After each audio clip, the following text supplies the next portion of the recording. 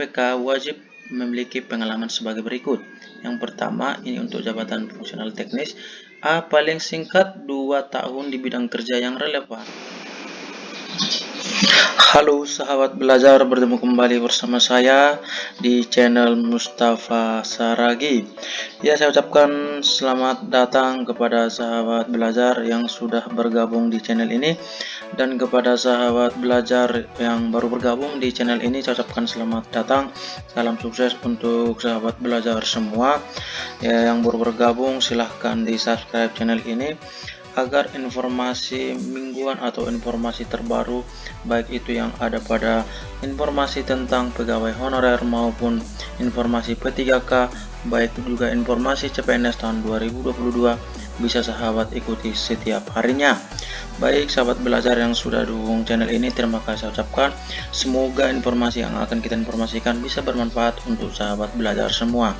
Baik, langsung saja kita akan membahas kali ini tentang keputusan Menpan RB tentang mekanisme seleksi pegawai pemerintah, baik itu untuk jabatan fungsional tenaga kesehatan dan juga untuk jabatan fungsional teknis. Baik, langsung saja kita akan membahas informasi terbaru. Informasi terbaru sesuai dengan surat edaran nomor 968 tahun 2022 tentang mekanisme seleksi pegawai pemerintah dengan perjanjian kerja untuk jabatan fungsional tenaga kesehatan. Jadi informasi ini informasi terbaru yang akan kita bacakan untuk sahabat belajar semua untuk tenaga kesehatan, dan untuk sebelumnya juga sudah kita informasikan bagaimana juga untuk jabatan fungsional guru, dan informasi penting lainnya yang akan kita informasikan kali ini juga untuk pengadaan pegawai pemerintah dengan perjanjian kerja untuk jabatan fungsional teknis. Nah, saat ini kita akan membacakan terlebih dahulu tentang mekanisme seleksi pegawai pemerintah dengan perjanjian kerja untuk jabatan fungsional tenaga kesehatan nomor 968 tahun 2022. Nah, informasi terbaru ini langsung saja kita akan bacakan. Langsung kita bacakan ke bagian syarat. Syarat terbaru informasi yang untuk kesehatan. Nah, dengan memutuskan menetapkan keputusan Menteri Pendayagunaan Aparatur Negara dan Reformasi Birokrasi tentang mekanisme seleksi pegawai pemerintah dengan perjanjian kerja untuk jabatan fungsional tenaga kesehatan tahun anggaran 2022. Jadi kita bacakan bagian pentingnya saja. Yang pertama, pelamar yang dapat melamar sebagai pegawai pemerintah dengan perjanjian kerja pada jabatan fungsional tenaga kesehatan tahun anggaran 2022 terdiri dari yang A, yaitu ex tenaga honorer kategori 2 yang terdaftar dalam pangkalan data database pada Badan Kepegawaian Negara. Nah, yang ini untuk ex tenaga honorer kategori 2 yang terdaftar di pangkalan data. Kemudian yang kedua yaitu tenaga kesehatan non aparatur sipil negara yang terdaftar di Sistem Informasi Sumber Daya Manusia Kesehatan Kementerian Kesehatan.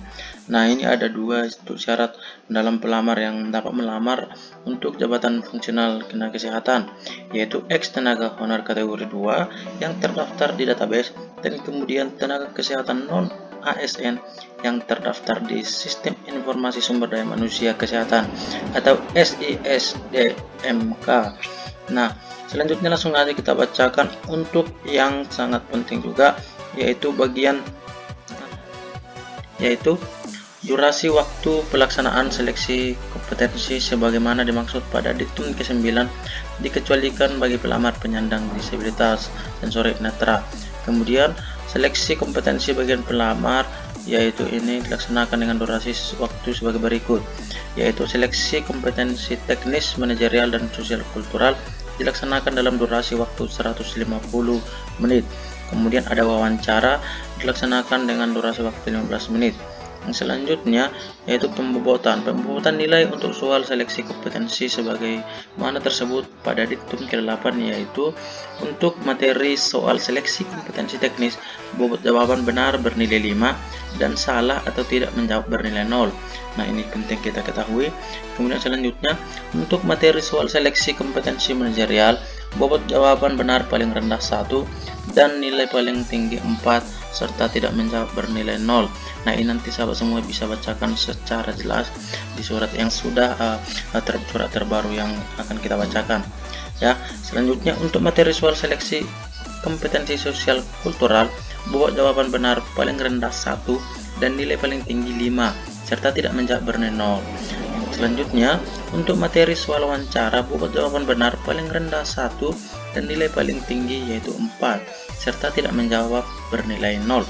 Nah, informasi yang selanjutnya yaitu nilai kumulatif paling tinggi untuk seleksi kompetensi sebagaimana dimaksud pada diktum ke-12 adalah 690 dengan rincian yaitu yang pertama 450 untuk seleksi kompetensi teknis dengan 200 untuk seleksi kompetensi manajerial dan sosial kultural ya. Ini nanti bisa dibacakan untuk lebih jelasnya oleh sahabat semua yang bagian tenaga jabatan fungsional tenaga kesehatan.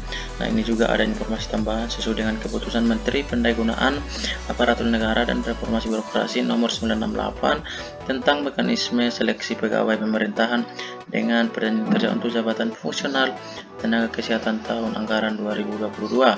Nah, ini adalah informasi tambahan sebagaimana surat yang sudah terlampir di dalam nomor 968 tahun 2022. Nah, selanjutnya kita akan bacakan juga untuk persyaratan wajib sebagaimana surat keputusan Menteri Pendayagunaan Aparatur Negara nomor 970 tahun 2022 tentang persyaratan wajib tambahan dan sertifikasi kompetensi sebagai penambahan nilai seleksi kompetensi teknis dalam pengadaan pegawai pemerintah dengan perjanjian kerja untuk jabatan fungsional teknis ya.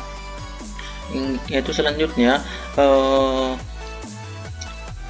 langsung saja kita bacakan untuk syaratnya, yaitu yang pertama, setiap pelamar yang melamar pada jabatan fungsional dalam pengadaan PPK wajib memiliki pengalaman sebagai berikut. Yang pertama, ini untuk jabatan fungsional teknis, paling singkat 2 tahun di bidang kerja yang relevan dengan jabatan fungsional yang dilamar untuk jenjang pemula, terampil, dan ahli pertama. Yang kedua, paling singkat 3 tahun di bidang kerja yang relevan dengan jabatan fungsional yang dilamar untuk jenjang ahli muda. Yang ketiga, paling singkat 5 tahun di bidang kerja yang relevan dengan jabatan fungsional yang dilamar untuk jenjang ahli madya. Kedua, yaitu persyaratan pengalaman sebagaimana dimaksud pada diktum pertama dibuktikan dengan surat keterangan yang ditandatangani oleh paling rendah pejabat pimpinan tinggi pertama bagi pelamar yang memiliki pengalaman bekerja pada instansi pemerintah. Kemudian paling rendah direktur atau kepala divisi yang membidangi sumber daya manusia bagi pelamar yang memiliki pengalaman kerja pada perusahaan swasta, lembaga swadaya, non pemerintah, yayasan. Kemudian yang ketiga yaitu selain persyaratan sebagaimana diatur dalam diktum pertama, dalam pengadaan P3K terdapat jenis jabatan fungsional yang memerlukan persyaratan wajib tambahan dan sertifikat kompetensi sebagai tambahan nilai seleksi kompetensi teknis. Kemudian yang keempat yaitu daftar jenis jabatan fungsional yang memerlukan persyaratan wajib tambahan dan sertifikat kompetensi sebagai tambahan nilai seleksi kompetensi teknis sebagaimana dimaksud diktum ketiga terlampir pada lampiran yang merupakan bagian tidak terpisahkan dari keputusan menteri ini. Nah, informasi lengkapnya nanti sahabat belajar bisa dilihat untuk link yang akan kita tampilkan di deskripsi video. Baik juga untuk informasi tambahan nanti akan kita informasikan di bagian selanjutnya. Nah, semoga informasi ini bisa bermanfaat untuk sahabat semua, baik itu pelamar P3K bagian jabatan fungsional kesehatan, teknis maupun keguruan. Baik, sebagian informasi ini semoga bermanfaat untuk kita semua. Salam sahabat belajar, salam sukses.